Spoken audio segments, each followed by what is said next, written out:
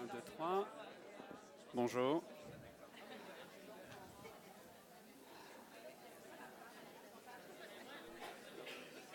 Bonjour.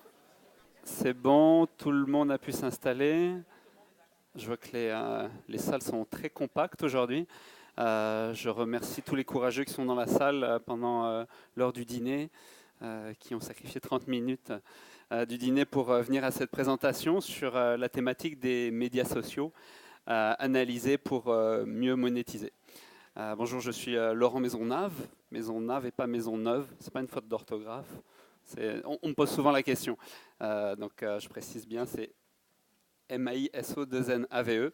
Et je suis le président fondateur de C-Vibes, une société créée au Québec et à Montréal il y a 6 ans sur l'analyse des données sur les médias sociaux pour aider à faire un meilleur marketing. Cette présentation, il y a 97% en français, à 2% à peu près de contenu anglais et 1% d'acronymes. Donc j'espère que vous ne m'en voudrez pas trop. Je vais commencer par une vidéo sur un sujet très important, je pense, qui résume bien les médias sociaux et qui est le contenu en anglais aussi.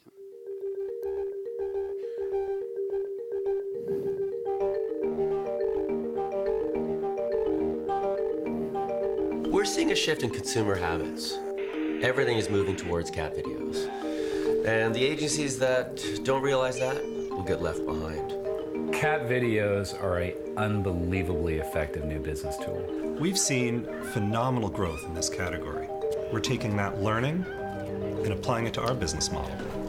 In 2012, John Street will lead the industry into a brand new communications era with the launch of the world's first and only catvertising agency. Cat videos provide an excellent return on investment. The costs are minimal. It's win-win. By 2015, cat videos are going to represent 90% of the content on the World Wide Web. It's proven results. Using the 4 pillars of creativity, we provide work that's persuasive, unignorable, relevant, and rememberable. Our goal is to integrate cat videos into every stage of the customer experience, 24/7, 365. To facilitate this change, we've incorporated our own cat video production studio. Okay, we're rolling. Filming, writing, seating, all completely in-house. Creating a good cat video is no accident. A lot of people think you just show up in a room with a camera and a couple of cats and start filming, but they take a tremendous amount of planning. We storyboard every frame. We actually created our first cat video in February of 2008. Cat approaches the camera slowly from afar, then the camera would pan to the right, and then when it comes back, the cat's closer. Really, I think that was the kind of magic moment in the spot. It kind of came up 7 for us, I guess, you might say. You think sometimes you're going to run out of material with cats, but you never do. You come in on Monday and you go, oh my God, trombone cat, and it's excellent. In an era of unprecedented change, there's one agency with the courage to change everything. Nobody wants to see ads anymore. They want cat videos. Ask yourself, what can cat videos do for your business?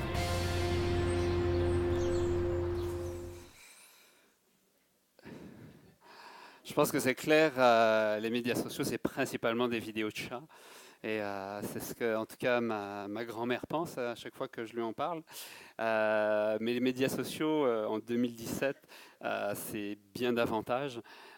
C'est un secteur d'activité très riche.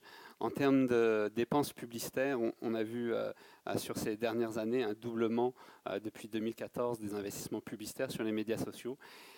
Pas seulement pour pousser des vidéos de chats, mais énormément pour pousser la vente de produits, de services, et bien au-delà de la visibilité. Donc, sur les investissements publicitaires, les médias sociaux ont la plus forte progression si vous comparez sur la télévision, la radio, l'imprimé, mais même sur tout ce qui est numérique par rapport à Google AdWords ou les bannières qu'on peut acheter sur Internet. Les médias sociaux récupèrent la majorité des budgets et bien en tête évidemment la compagnie de Mark Zuckerberg, Facebook. Mot-clic Bourse Rideau pour ceux qui gazouille sur Twitter, avec l'élément important sur la montée des investissements publicitaires sur les médias sociaux. Quelques chiffres clés. Alors, je vous ai préparé un petit jeu pour commencer. Quel est le réseau social qui a 150 millions d'utilisateurs actifs? Google+, c'est une bonne blague ça.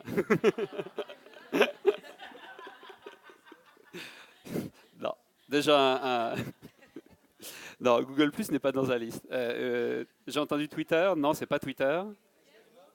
C'est pas YouTube, non. Pinterest, oui. On a un gagnant. Pinterest avec 150 millions d'utilisateurs et une augmentation de 50% en un an. Très forte progression. Pinterest qui est donc un réseau social sur des images, des photos, et qui est très fort pour la vente en ligne. La vente en ligne, avec des communautés très dynamiques. Alors, le numéro 2, avec 300 millions. Bravo! C'est pas Google+, c'est Snapchat. Qui, pareil, a une progression fantastique. C'était à 200 millions l'année dernière. Une population très jeune, très accro aux courtes vidéos qui sont publiées sur Snapchat. Twitter en numéro 3, un peu au-dessus de Snapchat, qui a peu progressé sur la dernière année, mais qui a la particularité d'avoir un réseau d'influence très important. Et là, je ne vais pas vous rappeler les dernières élections américaines. Je pense d'ailleurs que Donald Trump travaille pour Twitter parce qu'il a quasiment sauvé la compagnie avec l'image qu'il a donnée. C'est la particularité de Twitter. Donc, c'est un réseau d'influence sur les médias, les vedettes, les nouvelles, qui est encore très important, même si on voit une stagnation du nombre d'utilisateurs ces 2 dernières années. Et le dernier, bon, c'est un peu facile. Facebook, 1,8 milliard de personnes sont sur Facebook. Mais ce qu'il y a, c'est que derrière, il faut voir toute la famille Facebook. Donc on a Instagram, on a WhatsApp, on a plusieurs applications qui ont des centaines de millions d'utilisateurs. Et cumulés, on atteint une bonne partie de la planète. Et a priori, rien ne va l'arrêter. Si on regarde un peu plus près de chez nous, les derniers chiffres du CEFRIO sur les médias sociaux ont été publiés à la fin 2015 et montrent qu'au Québec, les médias sociaux, c'est une réalité de tous les jours. Et sur les 18-45 ans, on va dire, on a plus de 90% des personnes qui sont sur les médias sociaux, sachant que ces chiffres ont presque 2 ans. On peut penser qu'ils ont été plutôt en progression. Les médias sociaux, donc c'est Facebook qui est en tête. On a d'autres réseaux qui sont émergents. Instagram, j'en ai pas parlé spécifiquement, mais Instagram est en train de manger un petit peu des parts de Snapchat, où ils ont ciblé beaucoup le public jeune, aussi avec au-delà des photos, c'est des courtes vidéos. Et une réalité qui est pour plus de 90% des adultes. Mais la grande révolution sur les médias sociaux et du numérique, elle arrive dans une particularité. Et là, j'ai un autre petit jeu pour vous. Je veux vraiment vous tenir éveillé, parce que je sais que vous êtes levé tôt, donc je me suis dit, je vais avoir des petits jeux. Quelle est la première pensée qu'on a au réveil, quand on se lève le matin? Alors pour 35% des gens, c'est quoi? Alors j'entends café, regarder son cellulaire. Et, ouais, c'est regarder son cellulaire. Ouais. Donc ça, la première chose que les gens font le matin, à 35%, c'est leur cellulaire. C'est pour dire que c'est vraiment dans le centre de la vie des personnes. Pour 17%, numéro 2, aller à la salle de bain. Ben non, même pas, mais c'est peut-être l'étape d'après. C'est prendre un café. Café pour 17%. Pour 13%, se brosser les dents. C'est bien, c'est en étape. Et le dernier, je vous avoue que quand j'ai vu les chiffres, j'ai eu un peu honte. 10%, c'est quoi? Les journaux. Le conjoint. C'est triste, hein? Le conjoint passe en dernier. Bah, au moins, on a une haleine fraîche parce qu'on s'est brossé les dents. Donc bon, c'est déjà ça. Qu'est-ce qu'il faut retenir derrière? C'est que le mobile, c'est le nouvel Internet.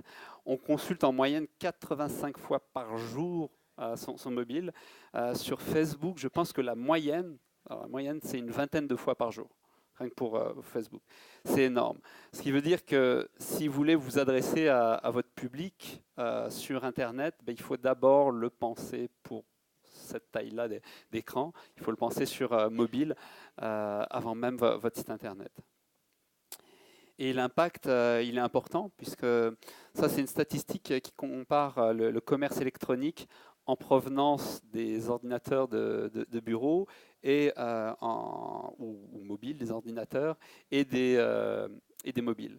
Et c'est en 2014, donc il y a 2 ans et demi, que le commerce électronique sur mobile a dépassé le commerce sur ordinateur.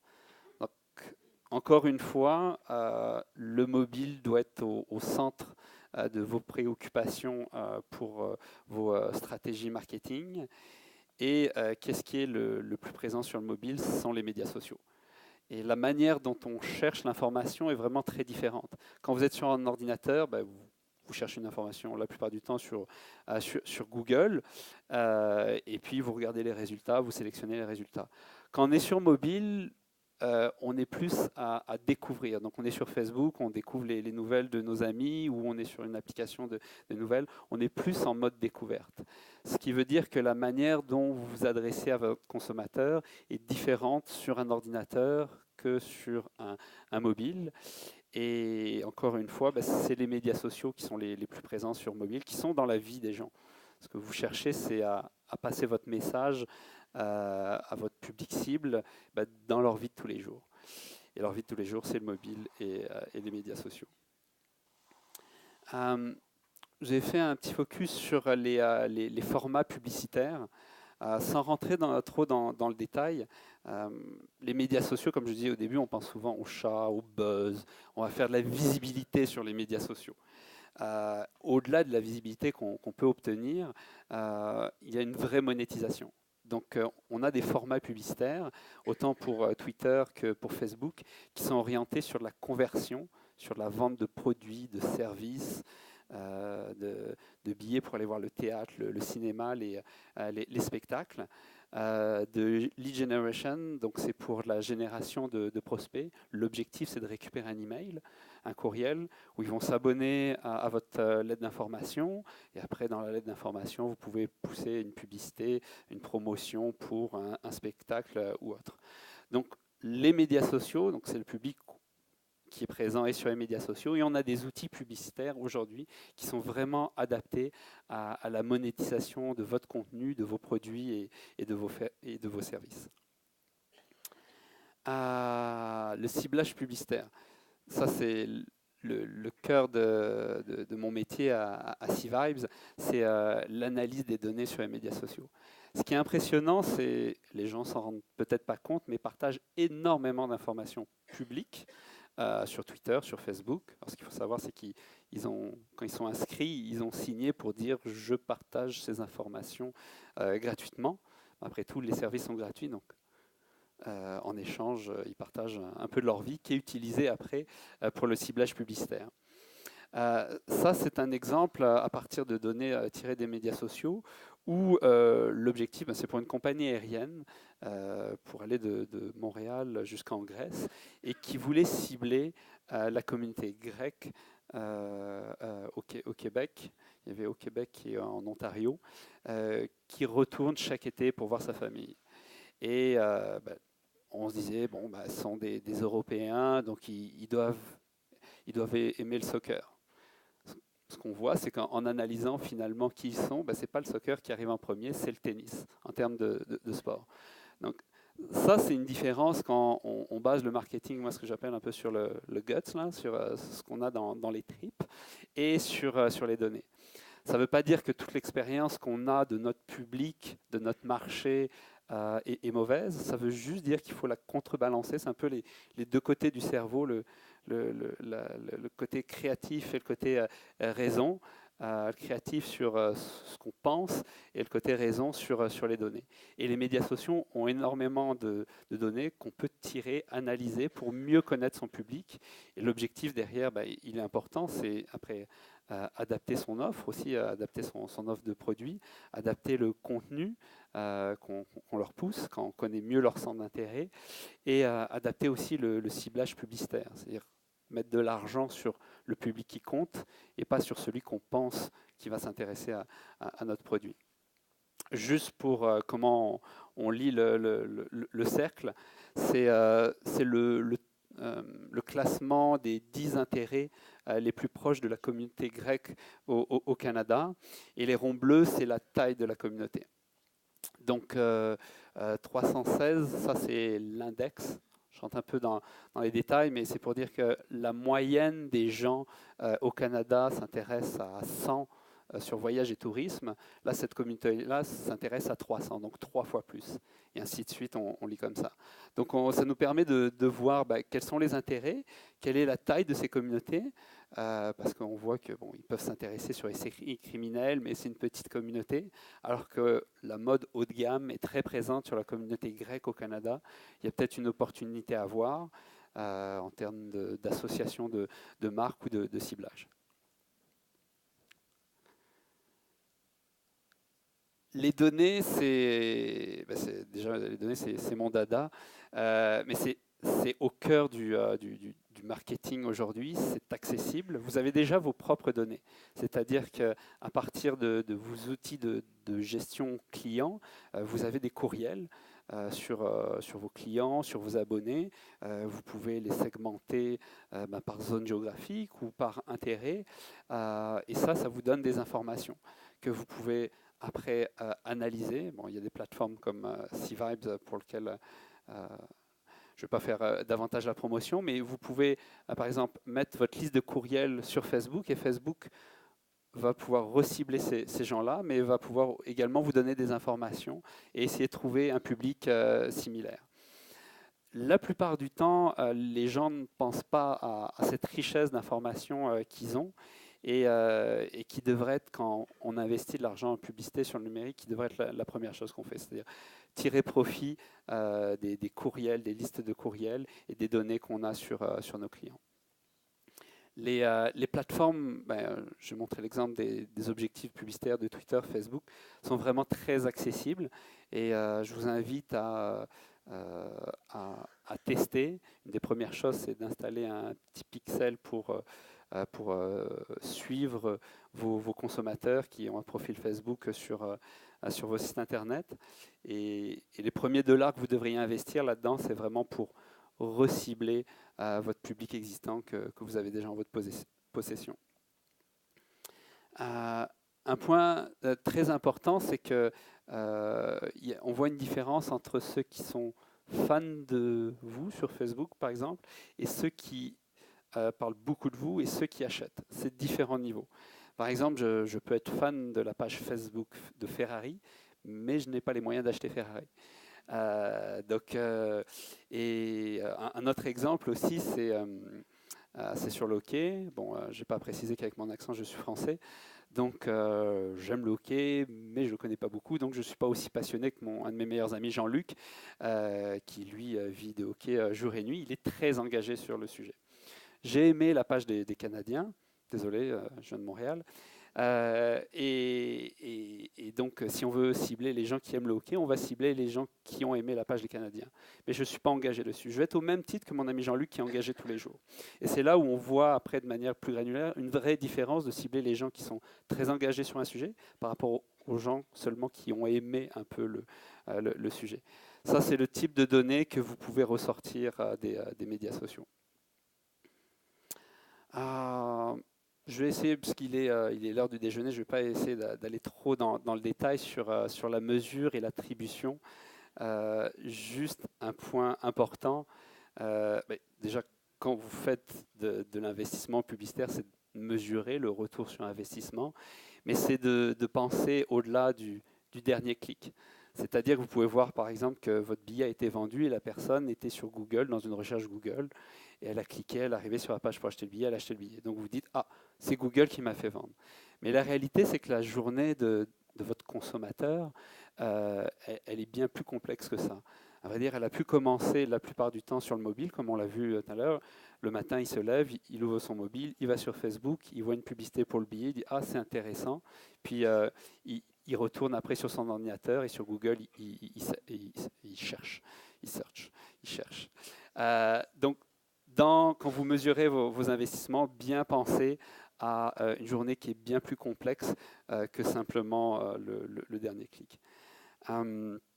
Avant de finir, je vais vous parler d'un cas d'école qui est celui de Cavalia, qui a comme défi de faire une tournée aux États-Unis dans plusieurs villes et d'essayer de connaître son public cible sur ces différentes villes. Donc on a travaillé sur les différentes villes et analysé là où Cavalia avait déjà fait une tournée. Donc ils avaient des éléments comme des courriels de clients. Et pour chaque zone géographique, on a découvert les intérêts sur lesquels ils s'engageaient et on les a utilisés pour essayer de trouver des clients similaires sur ces différentes zones. L'objectif, c'était pour chaque zone géographique de bâtir des segments vraiment très spécifiques parce qu'en Oregon ou en Alaska ou à Las Vegas, même si on est américain, on n'est pas le même public. Les résultats ont été très positifs parce que CPA en bas à droite, ça fait partie du 1% d'acronyme. C'est le coût par acquisition, donc par acquisition de clients. Donc pour vendre un billet à $100, combien on a investi? On a investi à $10, $5. On a réussi justement en segmentant les publics par zone géographique à diminuer le coût d'acquisition de 25%.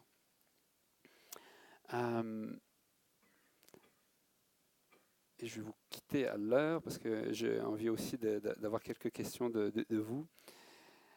En conclusion, les médias sociaux, ce ne sont pas que des chats, même si moi j'ai beaucoup de fun à regarder les vidéos de chats aussi sur les médias sociaux.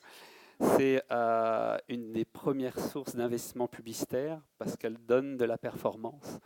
Parce que les médias sociaux, c'est là où sont les gens et ils sont principalement sur leur mobile. Pensez à tirer profit des données clients que vous avez, donc des listes de courriels, des informations que les gens partagent. Pensez à suivre aussi vos consommateurs, vos publics cibles sur vos sites internet pour utiliser ces données après sur les médias sociaux. Et pensez que la journée d'un consommateur est bien plus compliqué que de juste chercher sur Google. À partir de là, je vous souhaite bonne chance sur les médias sociaux, bonne chance avec les chats. Et puis je vais prendre les questions, je vois qu'il y en a déjà une là, et puis après une là. Oui.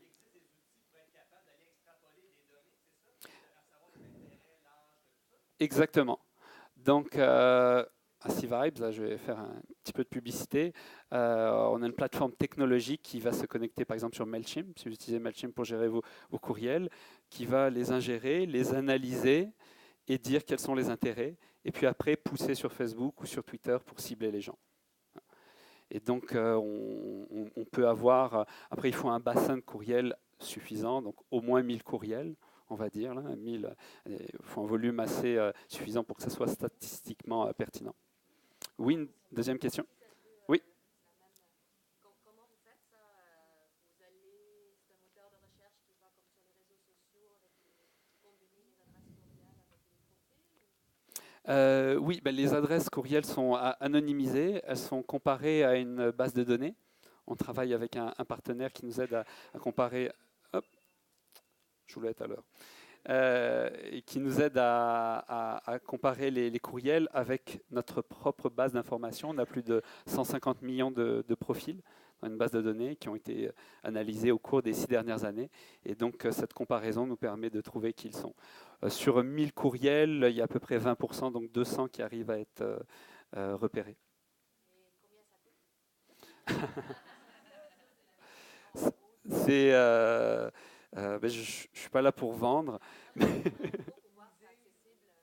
C'est si vous voulez monétiser après, si vous vendez, si vous faites de la vente en ligne par exemple, ça s'intègre dans un pourcentage de la vente, donc avec une augmentation du retour sur investissement. Donc la plupart du temps, c'est axé sur la performance. Après, il y a différents outils, je vous amène après, on peut en parler, mais ce n'est pas moi qui m'occupe des ventes, même si c'est ma compagnie. Oui.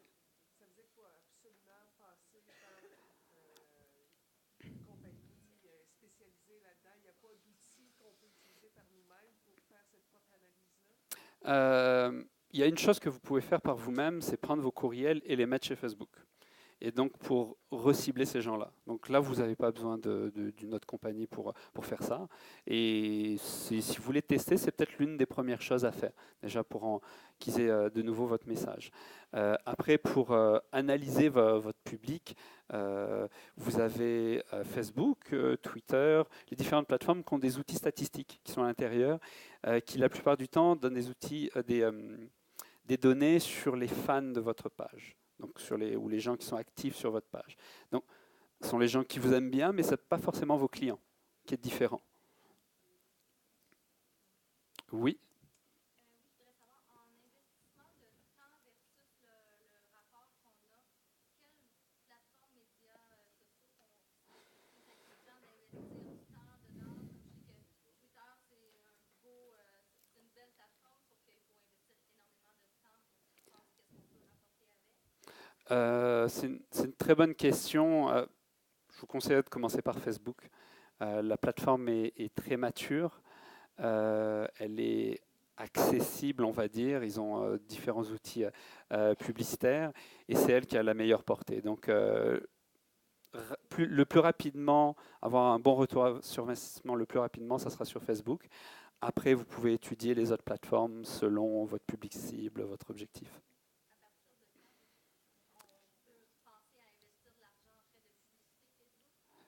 À partir du premier jour où vous avez un budget à investir en publicité.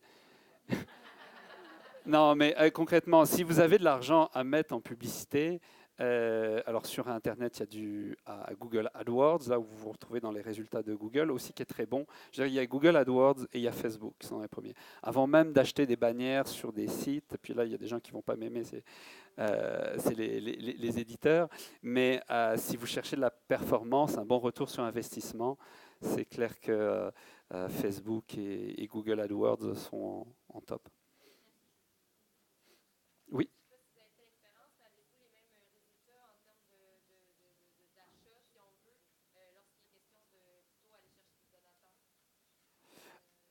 Oui,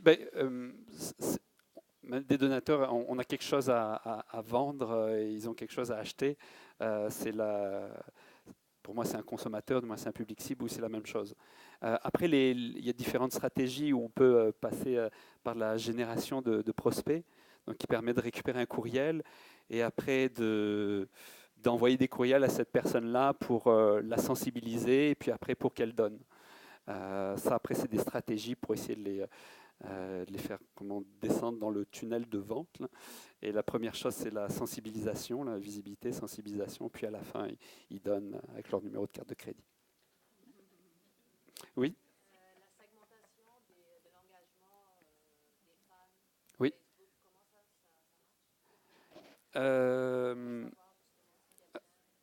Comment ça marche la segmentation? Il y a l'analyse qui permet de détecter différents intérêts. Comme quelqu'un que votre copain des Canadiens Oui. qui est très engagé. Oui. Ça, tout le monde peut le faire ou il faut passer par votre entreprise? Faut passer par mon entreprise là. Ouais, là. Sur la segmentation par niveau d'engagement, c'est un peu la sauce secrète que nous on a trouvée en développant notre technologie, c'est qu'on s'est aperçu que les gens qui étaient plus engagés sur un sujet répondaient mieux à une publicité. C'est un peu basique. C'est un peu évident, mais ce qu'il y a, c'est que quand vous faites un ciblage publicitaire, on ne vous donne pas le critère plus engagé. On vous dit « aime le hockey ». On ne sait pas s'il aime un peu comme moi ou beaucoup comme mon ami Jean-Luc. Et c'est ce qui fait qu'on amène des meilleurs résultats que Facebook tout seul. Oui. Il existe combien de compagnies comme vous en ce moment qui offrent ce genre de service-là? Est-ce que vous êtes J'aimerais dire qu'on est unique au monde. On a des compagnies aux États-Unis, à San Francisco, il y en a une qui nous ressemble le plus dans ce domaine-là. On a quelques compagnies qui sont dans l'analyse des données sur les médias sociaux pour essayer d'utiliser ça sur du ciblage publicitaire. Au Canada, on est les seuls sur ce positionnement. Vous n'avez plus de questions? Merci.